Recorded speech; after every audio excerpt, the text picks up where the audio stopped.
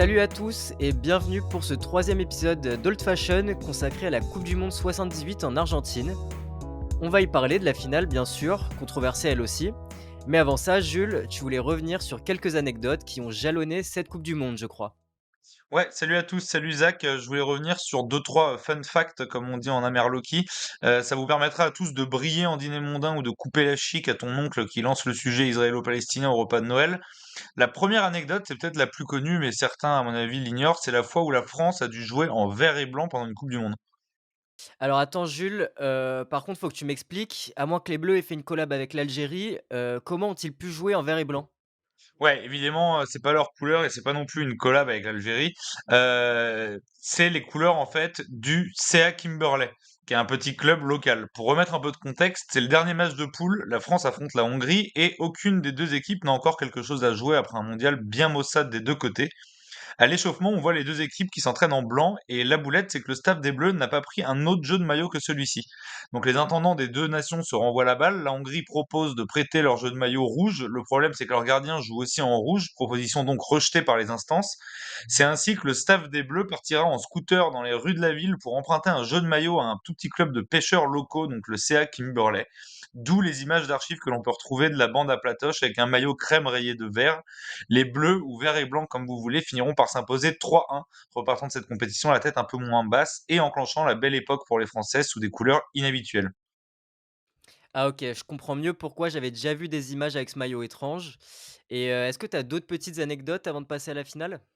Ouais, un ou deux trucs à noter tout de même dans cette Coupe du Monde qui est quand même assez bizarre. Les Bleus qui revenaient, eux, en Coupe du Monde après 12 ans d'absence, qui avant même qu'elle débute commenceront avec le presque enlèvement de leur sélectionneur et finiront avec des maillots donc qui ne sont pas les leurs, ont réussi à se mettre en valeur pour une chose un peu plus positive quand même.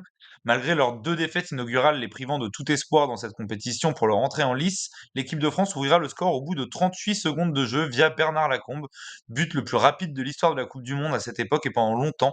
Je crois que c'est d'ailleurs resté le but le plus rapide jusqu'au au but d'Aken Soukour en 2002. Nos amis hongrois, eux, qui sont sortis par la petite porte aussi, marqueront cette édition avec une large victoire 10-1, victoire record pour eux contre le Salvador pour ouvrir leur compétition.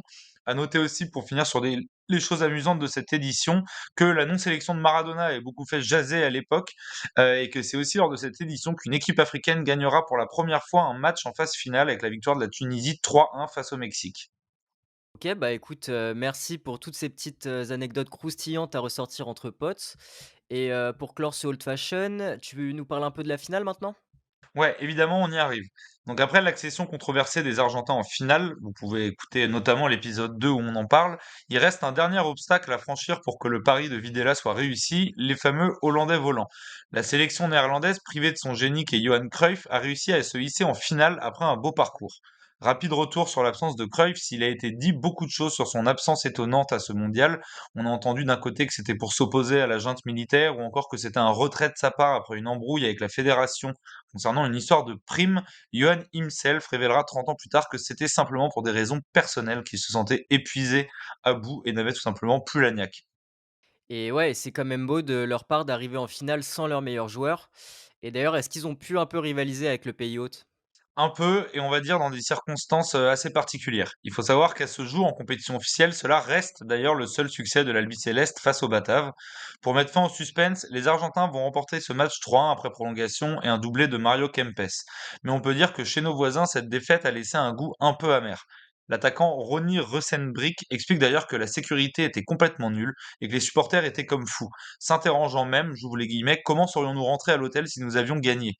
Difficile en effet d'imaginer jouer un match de football dans des dispositions mentales à peu près normales quand on a peur de voir le stade se faire envahir par un peuple chauffé à blanc. Chauffé à blanc, oui, déjà par le contexte historique du pays et la junte militaire au moment où ce match intervient, mais aussi par l'organisation, perturbée volontairement par les joueurs et le staff de l'Albi Céleste. Bah, si on se doute que Videla et ses potes ont fait exprès de laisser une sécu un peu laxiste pour intimider l'adversaire, le coup d'envoi du match a lui-même été décalé. En effet, les Argentins ont voulu déposer un recours quant à la régularité du plâtre porté par le joueur René van der Kerkhoff, le tout juste avant le début du match. Les Argentins ont donc refusé de sortir, faisant monter l'hostilité d'un monumental en furie et laissant les joueurs néerlandais tout seuls sur la pelouse. On parle à l'époque quand même de 72 000 types venus en découdre. Entre une dictature en place avec son commandement en tribune, l'absence de ton meilleur joueur, un match qui commence et est organisé dans des conditions rocambolesques, et une accession à ce match même par le PIO très controversé, on se doute qu'il était compliqué pour les Oranges de s'imposer. Toujours est-il qu'après s'être bien battus, ils s'inclineront pour la deuxième fois consécutive en finale, et afin de montrer leur mécontentement tant pour le cirque que fut cette édition que pour des raisons politiques, ils refuseront de monter sur le podium pour recevoir leur médaille, laissant des images historiques au monde du football. Eh ben, j'imagine pas être un joueur hollandais sur la pelouse en 1978.